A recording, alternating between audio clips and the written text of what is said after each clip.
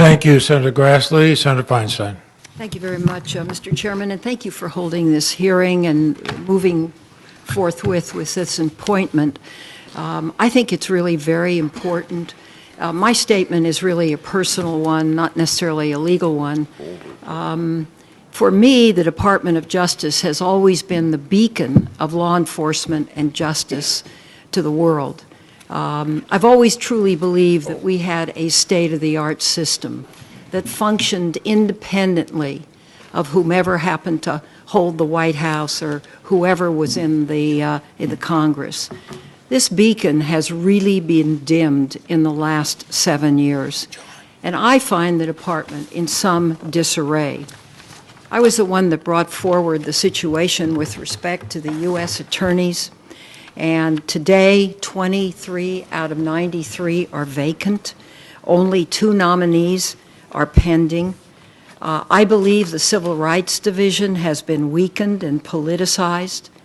10 of the most important positions in the department have no permanent person serving, but are either acting or interim. Alberto Gonzales owed his political career and his legal career to a great extent to President Bush. Judge Mukasey does not. They are really 2 different people. Mukasey has followed an independent path. He has stood on his own. He has litigated on his own. He has judged on his own. Mukasey, in my view, is going to be a very different Attorney General. Let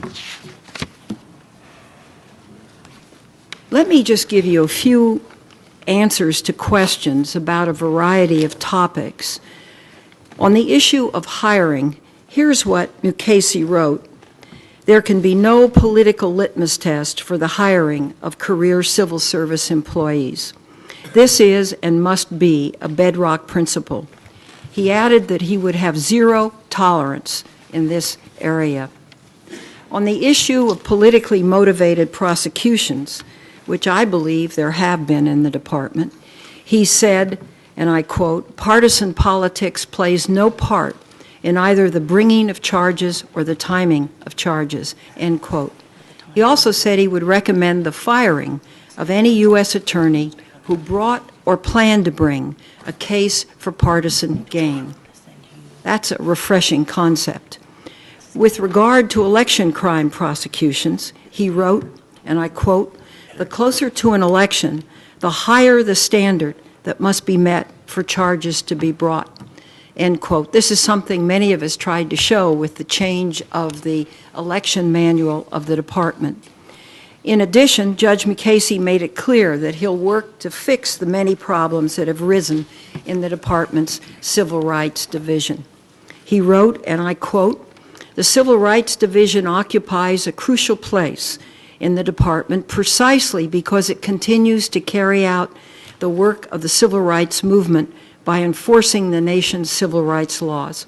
I strongly support the mission of the Civil Rights Division and will ensure that it has the tools and resources it needs to fulfill its mandate." I think these answers alone show that it's not going to be business as usual in the Department of Justice. The President has said publicly that he will not send another nominee to the Hill. What does that mean? It means that for the remaining 14 months of this President's tenure, we will effectively have an acting Attorney General. It means that most likely there will be recess appointments this winter of the 10 positions in the department which are filled by acting or interim individuals. I don't believe a leaderless department is in the best interest of the American people or the department itself. And I think that's something really worthy of consideration. I believe the President would not send another nominee to the Hill. I believe he appointed this man because he believes he is mainstream. I believe there was even discussion about whether he should appoint him or appoint somebody who was even more conservative. Now, let me bring up the subject of torture. I believe waterboarding is illegal. I believe it's prohibited under the Convention Against Torture and the Geneva Conventions. Yeah. I believe that waterboarding is prohibited for the United States military under the Detainee Treatment Act and the United States Criminal Code. And I believe that neither the military nor the CIA should use waterboarding. But I don't believe that Judge Mukasey should be denied confirmation for failing to provide an absolute answer on this one subject. Let me read a couple of paragraphs from a letter I asked if he would send, dated November the 4th. As I wrote in response to questions for the record posed to me by Senator Feingold and others, the President may not lawfully violate a constitutional statute. I have no reason to believe that the Detainee Treatment Act is unconstitutional, nor, as I wrote in response to questions for the record posed by Senator Graham, am I aware of any authority that suggests that the President has the inherent constitutional authority to authorize treatment of detainees that would violate the Detainee Treatment Act or the Military Commissions Act. Neither the DTA or the MCA expressly bans the use of waterboarding by non-military government agencies such as the CIA.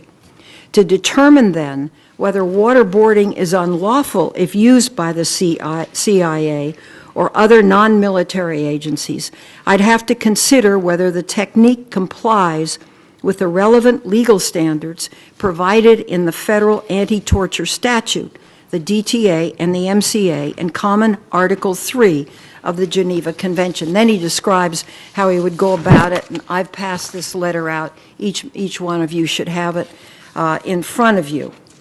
Now, as was said earlier, last week Judge Mukasey specifically told Senator Schumer that if Congress passes a law that outlaws waterboarding in all circumstances, the President would have no legal authority, no inherent authority under Article 2 to ignore it. Now, I know that there are very prestigious civil rights groups in this country that believe that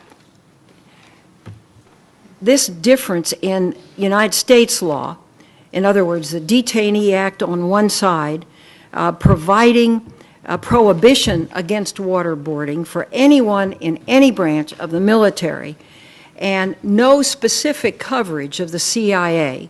There are those that believe it doesn't really matter. What the CIA does is still covered under these international treaties to which we are a signatory. I believe that's correct. Nonetheless, it is very easy to remedy, and it is very easy to simply say waterboarding is prohibited in any vehicle that we may have before us. I think there is an argument that can be made to do that, to take this off of the table of any other discussion and to make it very, very clear. So that's something I think we're going to have to decide and come to grips with in these months. But I really believe that this man is going to be an independent breath of fresh air in this department. I really believe, though, that he has a very short time in which to put his imprimatur on the department. And I would hope that he moves rapidly. I hope he will step forward and be a truly non-political, non-partisan Attorney General, that he will make his views very clear, and that once he has the opportunity to do the evaluation he feels he needs on waterboarding, will be willing to come before this body and express his views comprehensively and definitively. Thank you very much, Mr. Chairman.